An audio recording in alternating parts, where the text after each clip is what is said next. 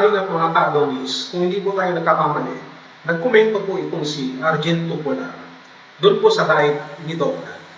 At para bang siya ay natulog ng mahabang panahon ng mga 100 years, 1,000 years, natulog ito pong si Argento Polar. At kapag dakay, biglang nagising at hindi niya alam kung nasa saan po siya.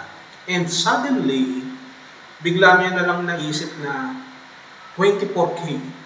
Nasaan ang 24K? Mayroon daw siyang hinahanap na 24K.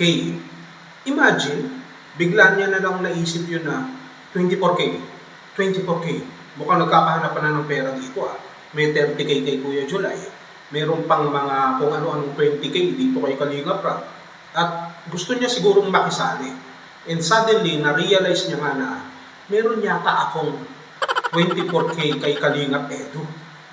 Ganon, may 24K ka kay Kalingap Edu at mayroon kang K na maghanap. Well, sa pagkakaalam namin, sa pagkakatanda namin, walang may gusto sa'yo sa mga taga-suporta ni Kalingap Edu. So how come na magbibigay sila ng 24K sa'yo? Galit nga sila sa'yo. Simula nang nagpabuhat ka kay Kalingap Edu. Literal na nagpabuhat ka. Di ba?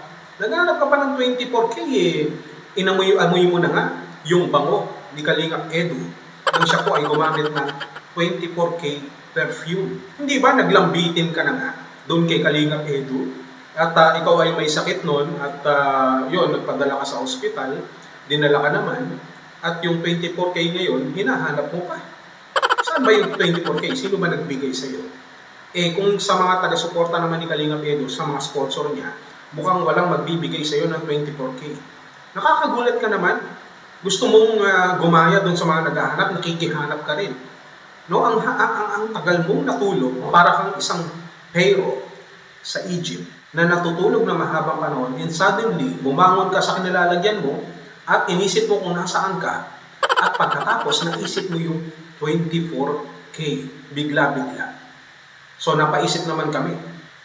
Totoo ba na gano'n na lang bigla na maiisip mo na mayroon pang 24K all of a sudden?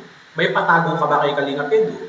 Sino ba yung sinasabi mong sponsor kung meron man na nagbigay sa iyo ng 24K? At bigla mo yung naisip. Pagkatapos ng mahabang pagkakatulog mo, ng mahabang panahon pa ng ancient Egypt, tapos hahanapin mo. Siguro naman, baka mayroong nagbulong na naman sa iyo dyan.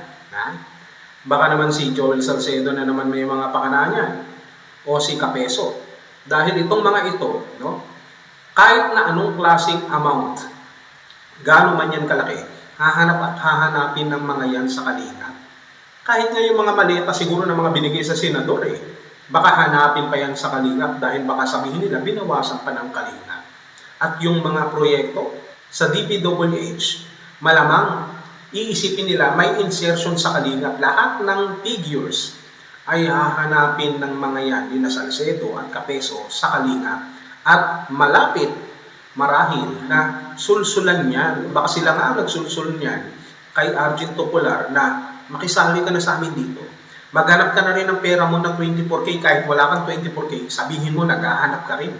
Mag-comment ka kay Dokla. Ayun, nag-comment ka at naghahanap po siya ng 24K. Kahit wala naman po siyang K na maghanap. Subalit itong dalawang KSP na si Salcedo at si Kapeso, malamang sa malamang, sila po ang nag-utos niyan. Sila yung nagbulong na Arjin, hanapin mo yung 24K mo, alalahanin mo, mga antay-kalingap tayo. Pagsamasamahin natin lahat ng ating reklamo na kahit guni-guni lang yan, at least may maipanira tayo sa Kalingap. Naisipin nila na mayroon talagang mga nawawalang pera sa Kalingap na hindi nakakarating sa mga beneficiary. Ganun ang papalabasin natin. Kaya Arjin, makisama ka na kung gusto mong maambunan pa na mga ipapadala namin sa iyo na konting ayuda sa pamamagitan ng paninira sa Kalingap. Kaya umuo ka na lang. 24K yung banggitin mo. At para may mapag-usapan. Hindi ba? O Argento Polar, bakit mo kailangan sundin yung mga ganon? Kung sakasakali man. Hindi ka ba nahihiya sa pinsan mo? Buti pa si Carla. Nag-iisip ng tama samantalang ikaw, hindi. Ano? Baka naman naiinggit ka sa pinsan mo na si Carla. Dapat ka hindi ka naiinggit Gumawa ka ng sarili mong diskarte Pero kung gagawa ka ng sarili mong diskarte, dapat yun tama. Walang paltos. Hindi yung kagaya ng diskarte na ginagawa mo, no, na para lamang mapansin ni Kalingap Edu, naglalambitin ka. Kunyari, may sakit ka. No, nagpabuhat ka pa, literal. Ang bigat-bigat mo na nga, pabuhat ka pa. At pagkatapos ay panay ang kapit mo. Kapit na kapit talaga, no? Tapos naghahanap ka pa ng 24K. Aba, kumita ka na nga sa pagyakap mo kay Kalingap Edu May 24K ka pa. Over naman yan, di ba? O, ngayon, Salcedo, Kapeso, tigilan nyo na si Arjun. Huwag nyo nang payuhan yan. Huwag nyo nang sulsulan na maghanap ng 24K sapagkat walang 24K. Pinapalabas nyo na naman yan. Kung manggagaling man yan sa sponsor ni Kalingap Edu, mukhang malabo.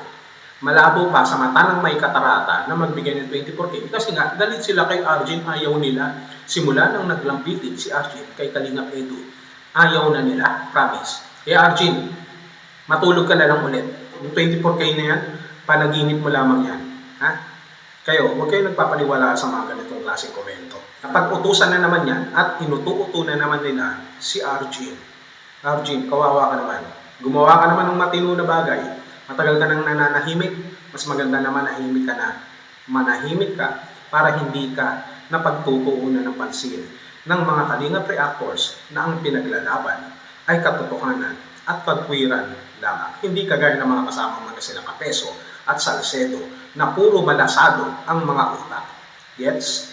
Arjun, matulog ka na.